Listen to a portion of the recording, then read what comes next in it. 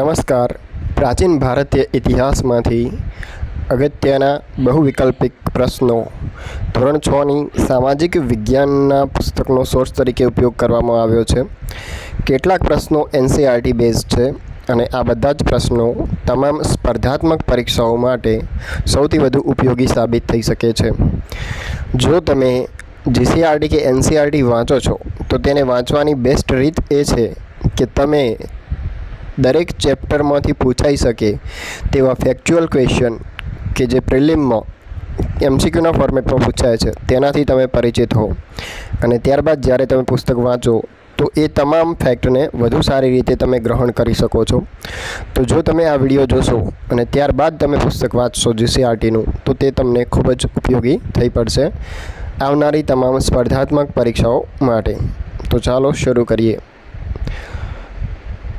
ભારતમાં ઈસવીસન પૂર્વે 5મી સદીના પંચમાર્ક સિક્કા મળી આવ્યા છે, જે સૌથી જૂના છે. અને બીજું વિધાન છે, ધાતુના ટુકડાઓને છાપ ઉપસાવવા બીબામાં મૂકી દબાણ આપી બનાવાતા સિક્કા પંચમાર્ક સિક્કા તરીકે ઓળખાય છે. તો બેમાંથી કયું વિધાન સાચું છે? અલગ અલગ ઓપ્શન તમને અહીંયા આપવામાં આવ્યા છે, જે ઓપ્શન તમે જોઈ શકો છો. તો સાચો જવાબ છે બંને વિધાન શું છે? સાચા છે. ભારતમાં ઈસવીસન પૂર્વે 5મી સદીના પંચમાર્ક સિક્કા મળી આવ્યા છે, જે સૌથી જૂના છે, અને ધાતુના ટુકડાઓને છાપ ઉપસાવવા બીબામાં મૂકી દબાણ આપી બનાવાતા સિક્કા પંચમાર્ક સિક્કા તરીકે ઓળખાય છે. ત્યારબાદ છે, ઇન્ડિયા શબ્દ ઇન્ડસ પરથી ઉતરી આવેલો છે, જેને સંસ્કૃત ભાષામાં સિંધુ કહેવાય છે. બીજું વાક્ય છે, પ્રાચીન ઈરાન અને ગ્રીસના લોકો સિંધુ નદીથી પરિચિત હતા. અને ત્રીજું છે, તેઓ આજથી 2500 વર્ષ પહેલાં તે પ્રદેશ એટલે કે સિંધુ પ્રદેશના સંપર્કમાં આવ્યા હતા. તો આમાંથી 3 વિધાનોમાંથી તમારે જણાવવાનું છે કે કયું વિધાન ખોટું છે. તો નીચે ઓપ્શન આપેલા છે, જે તમે જોઈ શકો છો. માત્ર 1, માત્ર 2, 1, 2 અને 3 કે એકેય નહીં. તો જવાબ છે એકે નહીં, મતલબ કે એકે વિધાન ખોટું નથી, બધા જ વિધાનો સાચા છે. મતલબ કે ઇન્ડિયા શબ્દ ઇન્ડસ પરથી ઉતરી આવેલો છે, જેને સંસ્કૃત ભાષામાં સિંધુ કહેવાય છે. પ્રાચીન ઈરાન અને ગ્રીસના લોકો સિંધુ નદીથી પરિચિત હતા, અને તેઓ 2500 વર્ષ પહેલાં આ સિંધુ પ્રદેશના સંપર્કમાં આવ્યા હતા. ત્યારબાદ છે, ઈરાનીઓ સિંધુ નદીને ઇન્ડસ અને ગ્રીસના લોકો હિન્ડોસ કહેતા.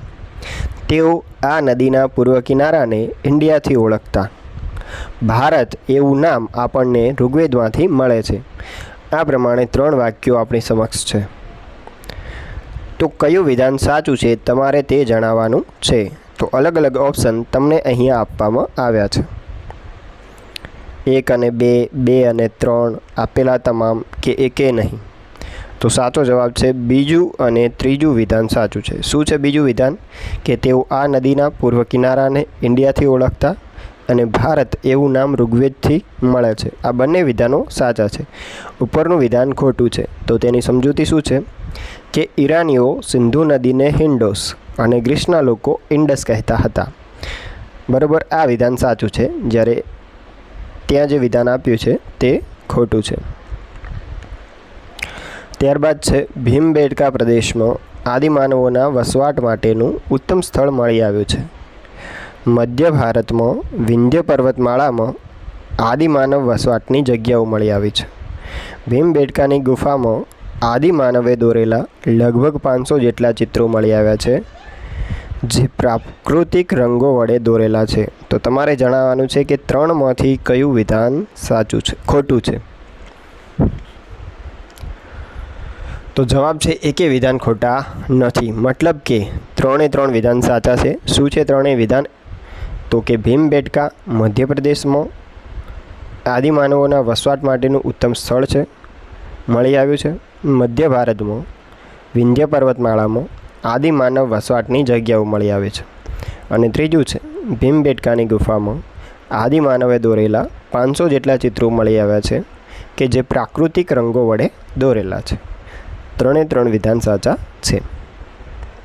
ત્યારબાદ છે, દક્ષિણ ભારતના કુર્નૂલમાં મળી આવેલી આદિમાનવોની ગુફાના રાખના અવશેષો મળ્યા છે જે દર્શાવે છે કે તેઓ અગ્નિથી પરિચિત હશે.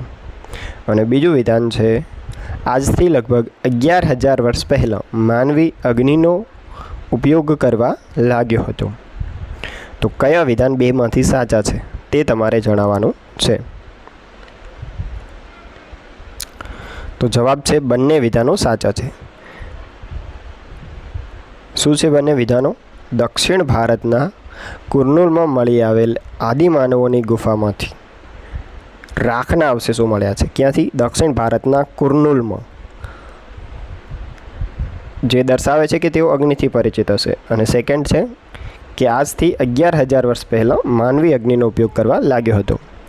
આ રીતના બંને વિધાનો સાચા છે. ત્યારબાદ પ્રશ્ન છે આજથી લગભગ 12,000 વર્ષ પહેલાં વિશ્વભરના વાતાવરણમાં વ્યાપક પરિવર્તન આવ્યું.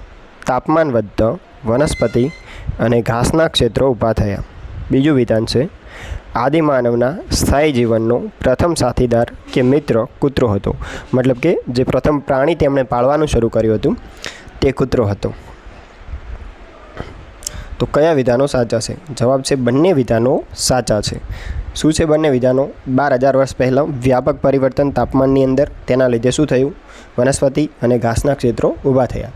અને જે પ્રથમ પાલતુ પ્રાણી પાળવાનું શરૂ કર્યું આદિમાનવે, તે શું હતું? કૂતરો. ત્યારબાદ પ્રશ્ન છે ઘઉં, જવ, ઘેટાં, બકરા, પથ્થરના ઓજારો મેહરગઢમાંથી મળી આવ્યા છે જે હાલ પાકિસ્તાનમાં આવેલું છે. બીજું વિધાન છે ચોખા, પ્રાણીઓના હાડકાં કોલ્ડી હવામાંથી મળી આવ્યા છે જે ઉત્તર પ્રદેશમાં આવેલું છે. અને ત્રીજું વિધાન છે ચોખા, ઘેટાં, બકરા, પથ્થરના ઓજારોના અવશેષો મહાગઢામાંથી મળી આવ્યા છે જે હાલ ઉત્તર પ્રદેશમાં આવેલું છે. તો કયું વિધાન સાચું છે?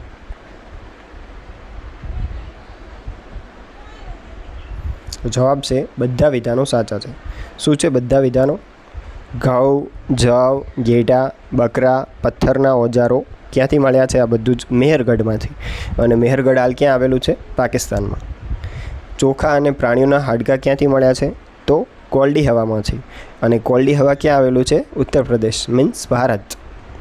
ચોખા, ઘેટાં, બકરા અને પથ્થરના ઓજારોના અવશેષો ક્યાંથી મળ્યા છે? મહાગઢામાંથી. અને મહાગઢા પણ હાલ ક્યાં આવેલું છે?